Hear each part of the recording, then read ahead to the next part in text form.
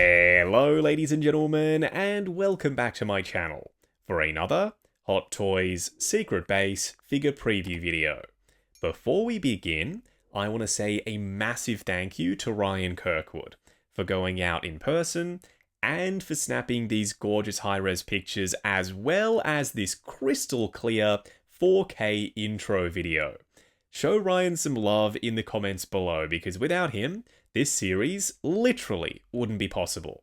Now, if you're looking to pre-order this Hot Toys exclusive purple and gold colorway version of Batgirl from Arkham Knight, she is available with Pop Collectibles. I popped a link to their site in the description, along with the discount code Justin's Collection, for 5% off your order if you do decide to buy from them. As always, do your own research, make sure you're comfortable before buying. While you're in the description, why not hit that subscribe, bell notification icon, and join button, so you're notified as soon as a brand new DC figure preview video goes live on the channel. Now, I don't know about y'all, but I love this. This is an exclusive version of Batgirl done right. They took one of their best 1/6 scale Arkham figures of all time with Batgirl. Then they repainted it in a color scheme that has a deep heritage connection with the character, like purple and gold. They're synonymous with Batgirl. I liked the gold version of Batman Beyond. I did. I still have it. It's in my collection. It's in my Arkham display. But this is so much better than that. Now, she does come with the exact same array of accessories that we got the first time round with the regular version of Batgirl from Arkham Knight, including a full array of purple gloved hands with some sculpted in wrinkling and circuitry. Is that what that is on the back of them? The gold lines running from the base of the gloves to the tops of the fingers? I think that's what that's supposed to be, but it's painted in shiny metallic gold and it contrasts against the deep, rich purple for the rest of the gloves. On the inside of them, there's some sculpted in ribbing. The cryptographic sequencer is an iconic Arkham accessory, so I'm glad that it's still included with this version of Batgirl.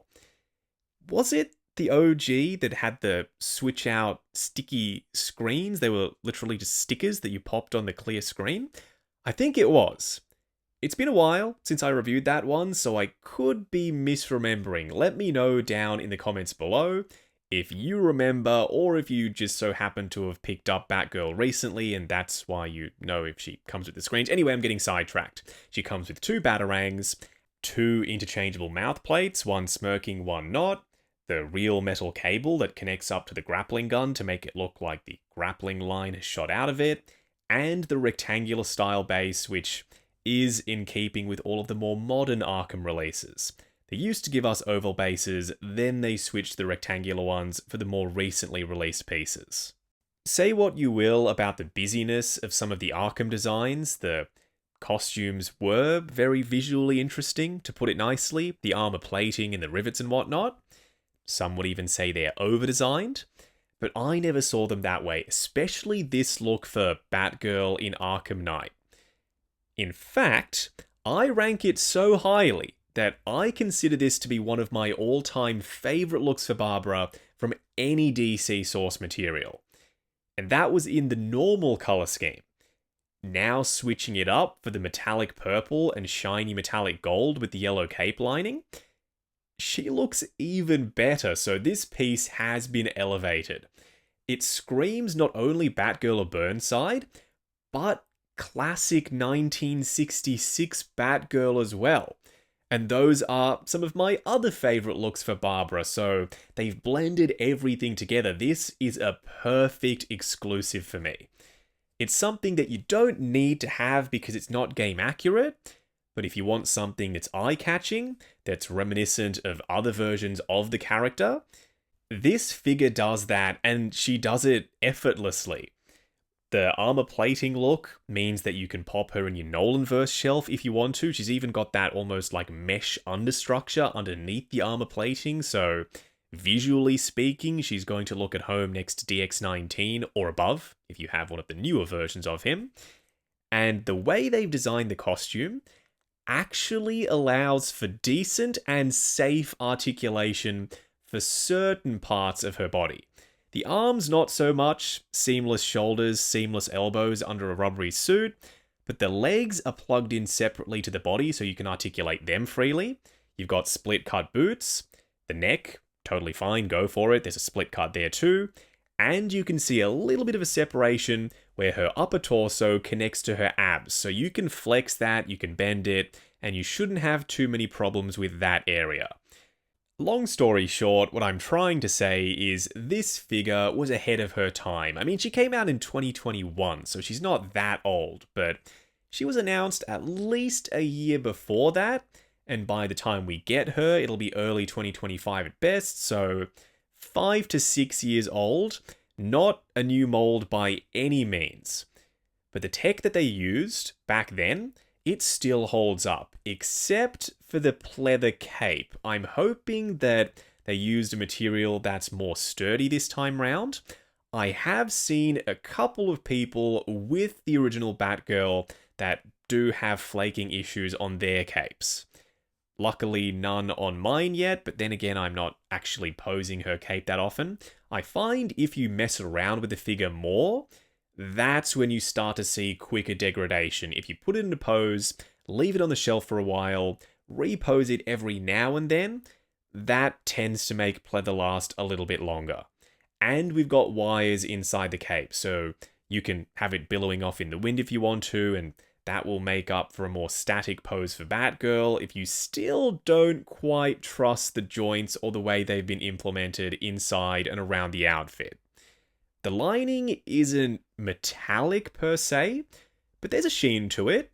It doesn't reflect light the same way as the gold bits on the outfit. That's why earlier I called the cape yellow versus the armor I called it gold. This head sculpt back in 2021 when the figure first released was already perfect. And now with the metallic purple and the slightly darker orange hair, she looks even better. The skin tone is still pale, just like it was the first time round, but there's plenty of skin texture and detail to it. If not, even more now, because they've updated their paint technologies. Even if they wanted to paint it the same way they did back in 2021, they probably couldn't. They've made so many advancements now with the way they do skin texture. So by default, this is going to look more HD and more realistic compared to the original. And I've just thought of a nice added bonus. If you get this and you have that original and you're planning on keeping both of them, you can take the spare mouth plate, whichever one you're not using on the purple and gold figure, pop it in your 1.0, and then you've breathed some new life into that piece by giving her a brand new, much more detailed mouth plate. Will there be a skin tone mismatch between the eye surround areas inside the cowl and the new mouth plate for the OG? Potentially, but I don't think that's going to be a massive issue. There's a separation with the cowl and those eye socket areas anyway. At the end of this, cannot wait to get this new Batgirl. This is a repaint done right. This is how you do it. Take an iconic, well-known color scheme for a character, purple and gold, slap it on one of your best versions of that character that you've ever made in 1/6 scale, and call it a day. This, I said it earlier, I'm going to say it again, is a perfect choice for an exclusive. Now, I'm going to get mine from Pop Collectibles. As always, do your own research, make sure you're comfortable before buying. I've popped a link to their site in the description, along with the discount code Justin's Collection, for 5% off your order if you do decide to buy from them.